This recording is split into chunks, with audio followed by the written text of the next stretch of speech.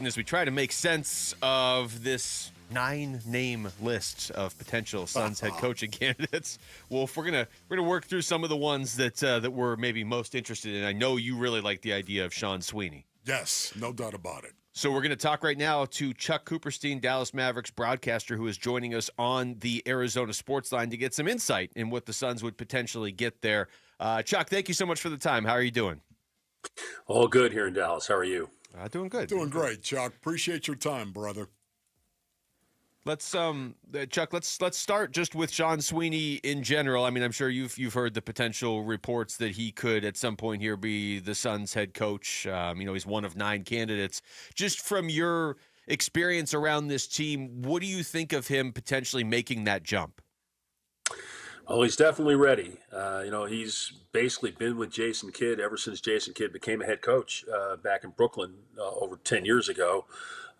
He's worked with him. Certainly knows how he wants to play defense. And then, when Jason got fired in Milwaukee, he went to Detroit. He worked with Dwayne Casey for 3 years. And to me, Dwayne is as good a teacher of defense as anyone I know. And of course, in Dallas, he's well loved for his work with the 2011 championship team and the teaching of the zone defense that Rick Carlisle never wanted to play, but Dwayne convinced him that it was the right thing to do.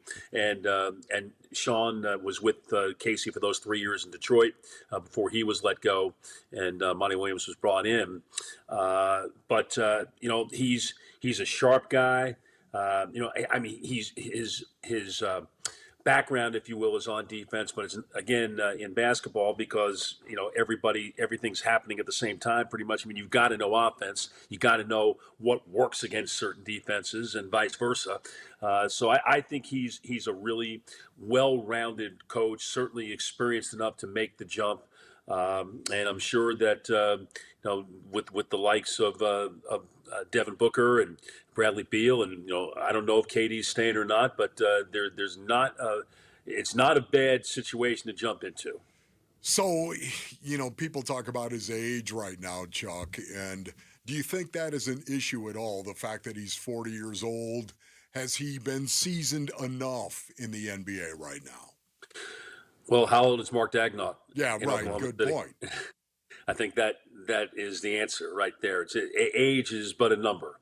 It's how you relate to players, how you work with players to try to make them better. One thing that was really notable last year in the Mavericks run of the finals was his work with Derek Lively, and especially on Lively's free throw shooting as the year went on. And he basically worked with him on keeping the ball, once it was handed to Lively from the official, to not bring the ball back down, keep the ball up, and then shoot the ball. And I'm not going to sit here and tell you he's Kevin Durant shooting free throws, but he became far more proficient at it at a time that was really important for the team. So, I think he understands big picture stuff. He understands the granular stuff. I mean, he likes working with players and trying to make them better. And I think, in today's NBA, that one-on-one relationship, how you relate to players as you're showing them tape and whatnot, is just super important. And I think he's absolutely ready for this if that opportunity does come. We're talking to Chuck Cooperstein. Chuck, you mentioned Sean Sweeney with that background in being strong defensively, building strong defensive teams. Is that something you think could translate right away if, like you said, we don't know if Kevin Durant's going to be here, but there's a chance the Suns are going to basically be rebuilding their roster around Devin Booker. Is it something where he needs great defensive players, or is he somebody who's capable of kind of molding a team into a stronger defense? Because it was a weakness last year for this group. No doubt. And the answer is yes, he can mold it to a certain degree, but there does have to be buy-in from the players. I mean, they really do have to want to do this. Defense is hard. Scoring is easy. You can rest on the offensive end of the floor. You can't rest on defense. And especially given the way it is in the NBA right now, and especially in the regular season, maybe even more so than the playoffs, it's just hard to guard people. And you've got to be committed at that end to do it. Do the Suns have that type of personnel that will allow them to do that? I don't know. but I do know that he can teach it, and I do know he can get people to play as hard as they can possibly play. Now, it certainly helps if you have guys like Alex Caruso out there defending the ball, defending on the perimeter. It makes your defense a heck of a lot better. I know the Mavericks didn't have that this year. I know the Suns didn't have it either. Very few teams do have it. So, it's sort of the push and the pull, isn't it? I mean, you can have the philosophy and the correct philosophy and the desire to do it, but number one, can you sell your players on it? And number two, even if you've sold them on it, are they capable of executing it?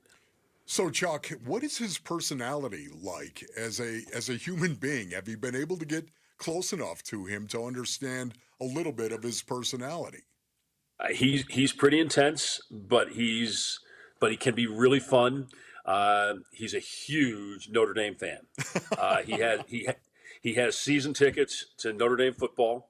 And at least early in the season, when the Irish are at home in September, he's going up to South Bend. When basketball season starts, when October rolls around, that's a little bit harder for him to do. But it was funny during the college football playoff last year as Notre Dame made its run. It was pretty funny to be around him because he's pretty intense when it comes to that. We're talking to Chuck Cooperstein, Mavericks broadcaster. Chuck, before we let you go, I obviously have to ask you about Cooper Flagg and just how that's hit the city. Like, I'm fascinated by the Mavericks fans right now because of everything that happened with Luka, and there just seemed to be all this frustration and disbelief. But then you get Cooper Flagg, in theory. Just how is the fan base reacting to that? Excuse me. I think the fan base, for the most part, is happy. There will be a segment of the fan base that will never forgive what happened on the night of February 2nd.